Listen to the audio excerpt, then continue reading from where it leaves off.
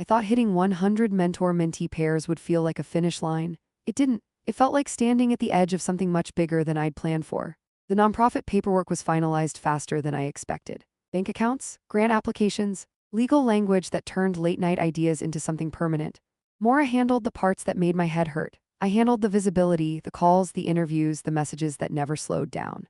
And something strange started happening. People stopped introducing the program as mine. They called it the network. At first, that bothered me. I'd built this from nothing, from fear and anger and messages sent at 2 in the morning. But then I realized why it felt different. Because it meant the program could survive without me. That's the goal nobody talks about when they start something meaningful. Not being needed forever. I still competed, just less often. When I did show up, it wasn't about proving anything anymore. It was about presence, visibility, letting people see that speaking up didn't erase you. At one regional tournament I didn't even play, I walked the floor instead.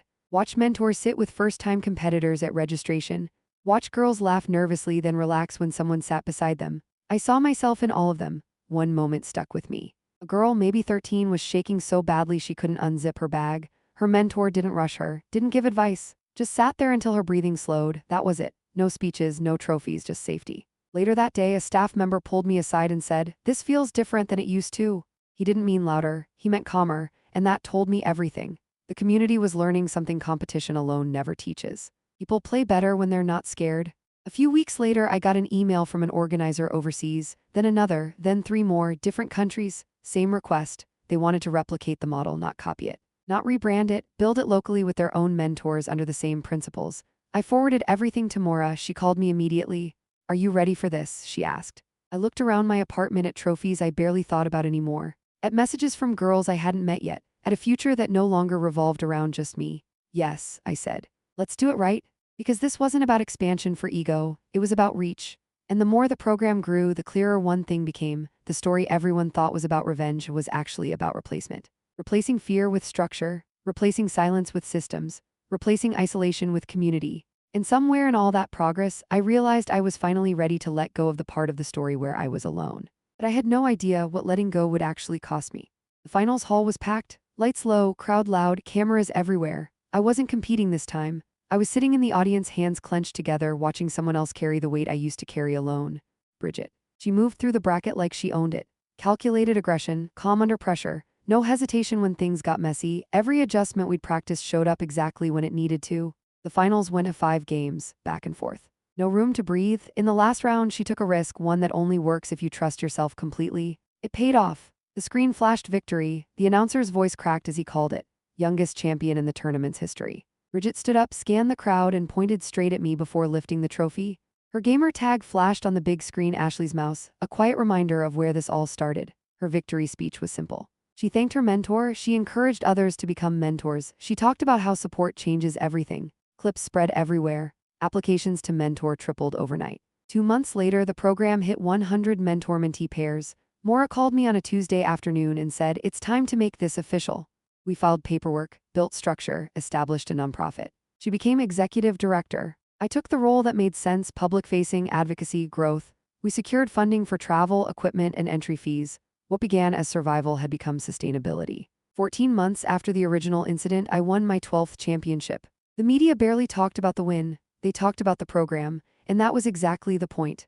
I checked Calvin's stream one night out of habit. 40 viewers, mostly bots, a different game, a different life. Consequences don't always feel dramatic, sometimes they just last. Meanwhile, new players walked into tournaments without shaking hands, without fear, without tasting blood. That's the real victory. Spaces people say you don't belong in aren't taken by force. They're held open, and the next generation didn't just walk through the door, they ran.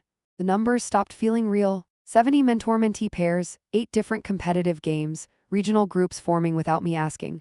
What started as messages in my inbox had turned into something people depended on. That realization scared me more than any tournament ever had. Because I knew one hard truth from competition: if you don't scale intentionally, you break.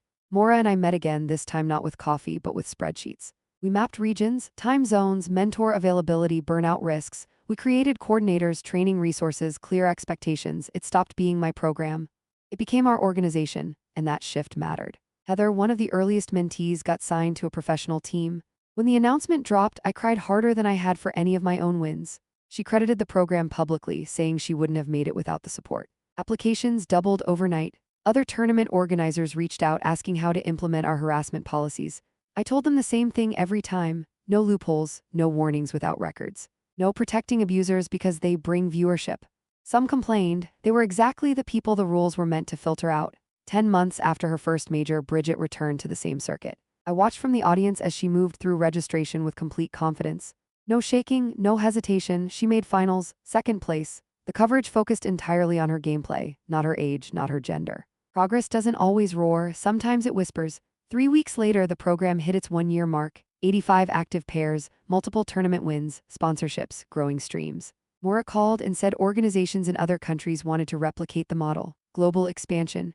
The word felt unreal. 2 months later, I won my 11th championship, but announced I was stepping back from full-time competition. Not quitting, redirecting. I'd proven what I needed to prove. Now it was time to build something that would last longer than my career. And just when I thought the story was settling, Bridget did something that reminded me why this work mattered at all. She stepped back onto the biggest stage again, and this time she didn't lose. The venue was bigger than anything she'd ever seen. Stadium seating, broadcast booths, cables everywhere. Screens suspended from the ceiling showing live feeds of every match. This wasn't a local event. This was where careers started. We met outside before registration. She looked nervous, but there was something new in the way she stood, straighter, grounded, like she already knew she belonged here even if her hands still shook a little. We'd spent weeks preparing for this exact format. Scrims, VOD reviews, pressure drills, everything we could control. What we couldn't control was the crowd. I walked with her to registration and stayed nearby while she checked in. Nobody laughed, nobody commented. Staff treated her like any other competitor. That alone felt like a quiet victory. I took my seat in the audience where she could see me clearly. Her first match was clean and fast. Her second pushed her harder, but she adapted. By the third, other players were watching her screen, not dismissively but with interest. She wasn't the girl competitor. She was a problem. She reached semifinals at her first major tournament. Let that sink in. When she finally lost, it was to someone with 5 years on the circuit. Experience, not intimidation, made the difference. She shook his hand without hesitation. Later, during a quick interview, she talked about preparation, mental focus, and support systems. No one asked about her gender. That night, clips of her matches spread everywhere. So did the mentorship program. Applications flooded in faster than ever. Mora called me, half laughing, half panicking. We needed waitlists, documentation, structure. We were no longer a side project. We were becoming an organization. The next day, it was my turn to compete. Walking into the same hall felt surreal. 3 years ago, I'd been laughed at in places like this. Now people nodded when they saw me. I advanced through brackets steadily. Semifinals were brutal. Finals were worse, but I won 10th championship. During the interview, I talked less about myself and more about the program. I asked experienced players to step up as mentors. Explain that you didn't need to be famous, just present. That night, 3 professional players reached out to volunteer. That's when I realized something important. Change doesn't just happen because people feel bad. It happens when they're given a role in fixing the problem. And as the program expanded beyond anything we'd planned, I started to wonder how long I could keep doing everything myself, because the thing we'd built was outgrowing me. And if I didn't adapt, it might collapse under its own success. The convention hall was massive. Rows of chairs stretched farther than I could see, every seat filled. People stood along the walls. Cameras hovered above us on rails, red lights blinking like they were waiting for someone to flinch. I'd competed on big stages before. This felt different. I wasn't here to win. I was here to talk. The panel was made up of 6 of us, 4 female pros and 2 advocates who worked in esports safety. The moderator opened with a question that sounded harmless but wasn't. What does real change actually look like? One by one, the others shared their stories. Harassment brushed off as jokes, complaints buried. Careers stalled because speaking up felt more dangerous than staying quiet.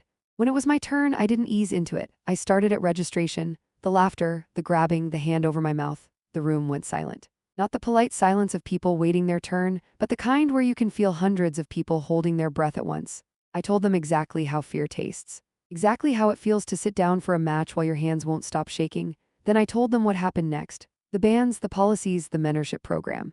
I explained how consequences changed behavior faster than statements ever did. How protection at the door mattered just as much as rules on stage. When I finished, the applause didn't start right away. There was a pause. Then the entire room erupted.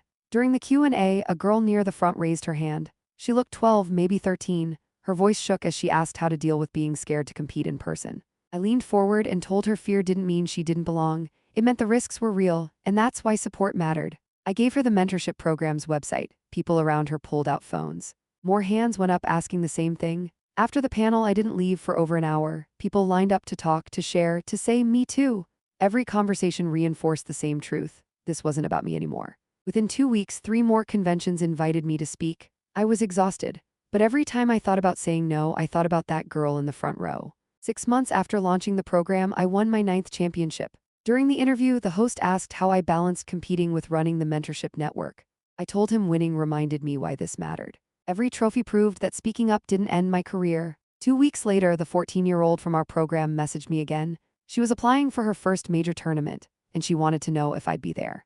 I wrote back immediately. I wouldn't miss it for anything, because this wasn't just her next step. It was the moment that would prove whether everything we'd built could hold up under real pressure. I thought that moment would be the peak. The mic drop, the silence, the laughter turning against the guy who thought he could tear her down. It felt like the end of a story. It wasn't. It was the beginning of something louder. The next morning, clips from that tournament were everywhere. Not just her win, but that sentence. People replayed it, quoted it, stitched it into montages. "My mentor is Void Killer."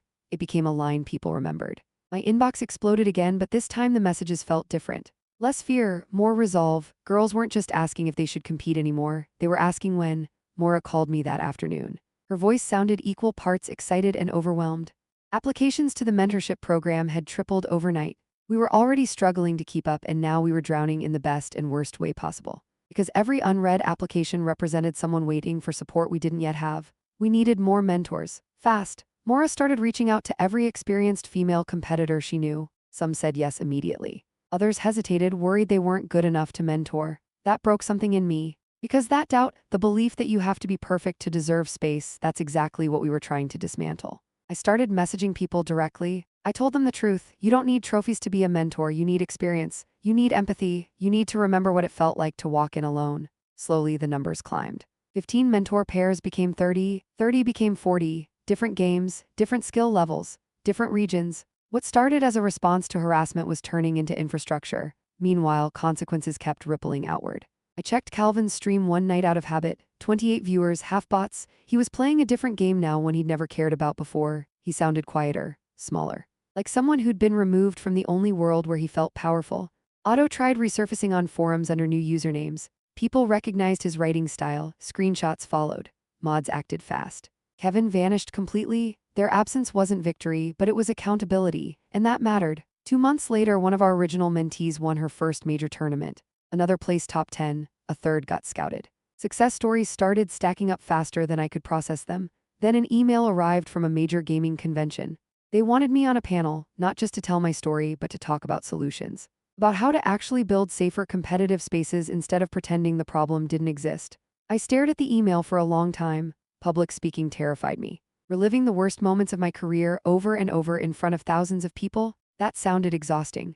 But visibility had already changed things once. And turning this down felt like letting the silence win again. So I said yes, and I had no idea that decision was about to take everything we'd built and push it onto a global stage. The morning of her first tournament, my phone rang before my alarm. She sounded nervous, breath shallow, words coming out too fast. "I'm here," she said. "I'm outside. I don't think I can go in yet." I told her to wait where she was. When I pulled up, she was standing near the entrance with her gear bag clutched to her chest like a shield. Her hands were shaking so badly she dropped it when she tried to wave. I picked it up for her without saying anything and walked toward the doors. She followed. Inside, the noise hit us immediately, keyboards clicking, commentators warming up, players trash-talking like it was armor. Her steps slowed. I stayed right beside her, close enough that she didn't have to ask. At registration, she could barely hold the pen. "I'm sorry," she whispered. "I'm being stupid." I shook my head. "You're being brave." We filled out the forms together. No comments, no stares that lasted too long. A few people recognized me, but nobody said anything out of line. That alone felt like progress. Her first match started an hour later. She won, cleanly, then she won again. By the third match, her hands stopped shaking. By the fourth, she was smiling between rounds. She made it to semifinals before losing to someone with years more experience. She wasn't upset. She was glowing. She told me competing without fear mattered more than the result. I believed her. 3 months after we launched the program, we had 15 active mentor-mentee pairs. Mora suggested creating a private Discord so everyone could talk, share strategies, vent, celebrate. It became a community faster than I expected. People who'd never felt safe speaking up were suddenly loud. And while all this was happening, I kept competing. 4 months after everything started, I won my 8th championship. Standing on that stage felt different, heavier, better. Then a new application came in, 14 years old. She wrote about hiding her identity online, about muting her mic, about watching my interview and deciding maybe she didn't have to disappear. I accepted her before finishing the essay. She reminded me too much of myself to hesitate. We practiced twice a week. I taught her mechanics, strategy, and how to breathe when fear tried to take control, how to recognize intimidation, how to block it out. One day, she asked the question I'd been dreading. Will people treat me the way they treated you? I told her the truth. Some might try, but things had changed, and I promised I'd be there. Her first tournament arrived months later.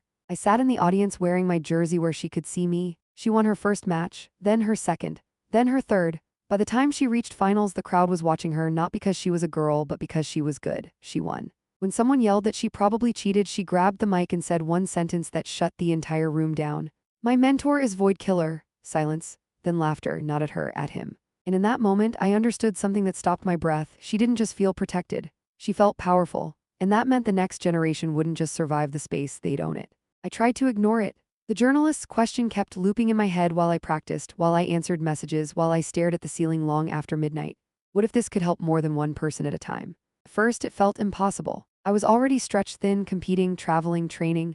I barely had time to sleep, let alone build something new. But every time I opened my inbox, the same truth stared back at me. One-on-one wasn't enough anymore. Girls didn't just need encouragement. They needed backup. They needed someone to walk in with them. That's when the idea finally clicked. What if no girl ever had to walk into a tournament alone again? Not just advice through messages, not just good luck texts before an event, real presence, real support. Someone who'd already survived the worst version of the scene and come out the other side. A mentorship program. Experienced female competitors paired with newcomers, sitting together at registration, practicing together before matches, having a familiar face in the crowd when the pressure spiked. I opened my laptop and stared at a blank document. The idea felt fragile, like if I thought about it too hard, it would fall apart. So instead, I emailed Maura. I asked if she had time to talk, not about policies this time, but about something bigger. She replied within an hour. We met at the same coffee shop where I'd done the interview. She showed up with her laptop, a notebook, and the kind of energy that made me nervous in a good way. I explained the idea slowly, half expecting her to poke holes in it. She didn't. She started writing before I finished my sentence. She told me the organization could help, meeting space, promotion, maybe even funding for equipment. She talked about how many girls dropped out before ever competing because they didn't feel safe. We spent 2 hours mapping it out, how mentors would apply, how mentees would describe what they needed, how we'd avoid random pairings that didn't work. By the time we left, my fear had shifted into something else. Hope. The next 3 weeks were chaos. Maura handled the technical side while I focused on the questions. What games do you play? What level are you at? What scares you most about competing in person? What kind of support do you actually want? When we launched applications, I posted once on my socials. Within 24 hours, we had 47 mentee applications, 12 mentors. The imbalance didn't surprise me, but 12 mentors was more than I'd dared to hope for. I read every application myself. Some made me angry. Some broke my heart. Some sounded exactly like me at 16, talented, obsessed, terrified. One application stopped me cold. A 17-year-old who'd been playing for 4 years, strong mechanics, deep game knowledge. Never attended a single in-person event. Her reason? The idea of walking in alone makes me feel sick. I accepted her immediately. We started practicing together twice a week. She was even better than she'd described. The only thing holding her back wasn't skill, it was fear, and I knew exactly how to fight that. I promised her I'd sit with her at her first tournament. I meant it, because I wasn't letting anyone else experience their first event the way I did. And as the first tournament date approached, I realized this wasn't just a program anymore. It was a test. If this failed, girls would retreat even further into silence. But if it worked, everything could change. I thought the bans would bring closure. I thought winning again would feel like an ending. Instead, my phone wouldn't stop buzzing. Every time I cleared 20 messages, 30 more appeared, girls from different games, different countries, different ages, all telling the same story in different words. He grabbed my controller, they laughed when I complained. I stopped using voice chat. I quit tournaments completely. I never even tried. I read them late at night, sitting on my bed with the lights off, the trophy still in its case across the room. Each message peeled back another layer of something I'd learned to ignore for years. This wasn't rare, it was routine. And that realization made me angrier than anything Calvin ever said. 3 weeks after the tournament, an email landed in my inbox from someone named Maura, one of the senior event organizers. The woman who actually ran registration, the one people were supposed to go to when things went wrong. Her message was short, direct. She asked if I'd be willing to help design real anti-harassment policies for future events. Not a buried paragraph in a rulebook, not be respectful guidelines nobody enforced. Actual rules, actual consequences. I replied within the hour, yes, because paper rules mean nothing unless they're written by someone who's lived the worst-case scenario.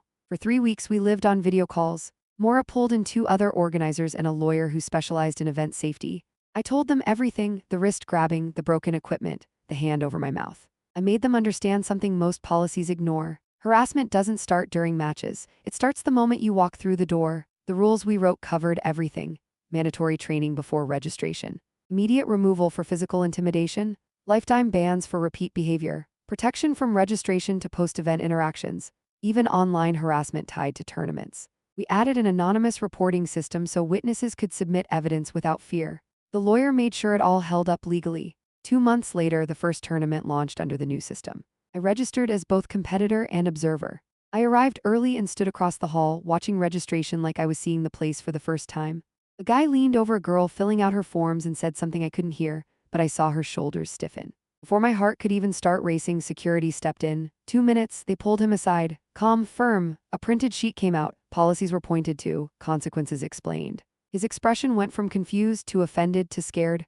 A formal warning went into his file. 3 strikes meant a lifetime ban. He looked stunned, like it had never occurred to him that his words might matter. The girl finished registering and turned toward the practice area. Then she saw me. She froze. Then she walked over slowly like she wasn't sure if she was allowed to interrupt.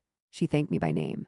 Told me she almost didn't show up because she was afraid of exactly what just got stopped. Her voice shook. That conversation stayed with me. I competed that day and won again. 7th championship. But during the interview, when they asked about the new policies, I didn't talk about myself. I dedicated the win to every girl who walked away because nobody protected them. The crowd was louder than my last victory. And a week later, a journalist emailed me with a question that wouldn't let go. She asked if I'd thought about doing something bigger than answering messages one by one. Something structured, something scalable. That night, staring at my inbox with over 300 unread messages, I finally admitted the truth. What I was doing wasn't enough anymore. And if I didn't change something soon, I was going to start failing the very people I wanted to protect. The screen flickered once, then my account loaded. Void killer. For half a second, nothing happened. Then I heard a sharp inhale 2 seats away from me. I didn't need to look to know who it was. The same guy who'd pinned me against the registration table. The same guy who'd whispered threats like he owned the space. I turned my head slowly. He stared at my monitor, then at my face, then back at the screen again. No way, he muttered. His confidence collapsed in real time. The commentators' voices exploded through the speakers, loud enough to rattle the metal trusses overhead. And ladies and gentlemen, one of them said, dragging out the pause, we've got something special today. 5-time champion Void Killer is competing in person for the very first time. The room detonated. People stood up.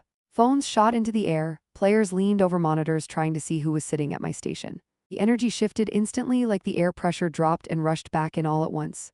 The guy beside me went pale. His friends froze like someone had unplugged them. They finally understood who they'd been laughing at. The bracket popped up on the main screen. First match, Void Killer versus Calvin. Of course it was him.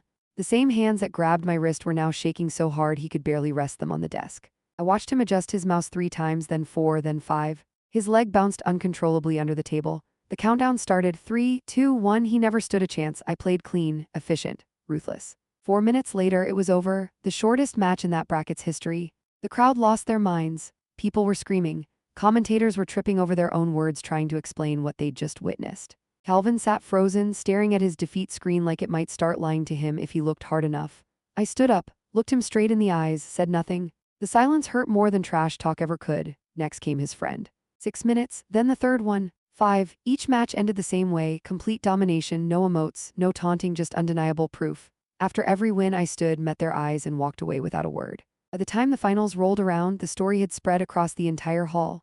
Someone had footage of the registration harassment. Someone else recorded my equipment being damaged. Another angle clearly showed a hand over my mouth. During the semifinal break, tournament staff pulled the 3 of them aside. When they came back, they looked like ghosts. Gray, hollow, finished. I won the finals without dropping a round. 6th championship. When they handed me the trophy, the crowd began chanting my name so loud the walls vibrated. Void Killer, Void Killer. I lifted the trophy and felt something crack open inside my chest. Relief, rage, validation. The post-match interview hit the internet within minutes. When the host asked what it was like competing in person for the first time, I didn't sugarcoat a single detail.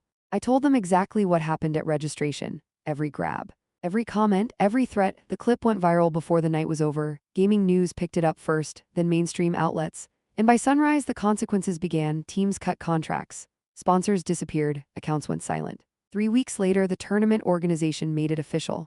Lifetime bans. No appeals. One of them tried to apologize online. The comments were disabled within an hour. But my inbox, it never stopped. Hundreds of messages poured in from girls who'd quit competing, from girls who never even tried, from girls who were terrified of walking into the same rooms I just survived. And as I read every story, one thought kept hitting me harder than the rest. What if winning wasn't enough anymore? Because somewhere out there, another girl was standing outside a tournament hall, deciding whether to turn around. And I couldn't stop thinking about her. For 3 years, the name Void Killer ruled competitive gaming. No face, no interviews, no live appearances, just domination. 5 major tournament wins, hundreds of online matches. A reputation so sharp that players would quietly forfeit the moment they saw the username load in.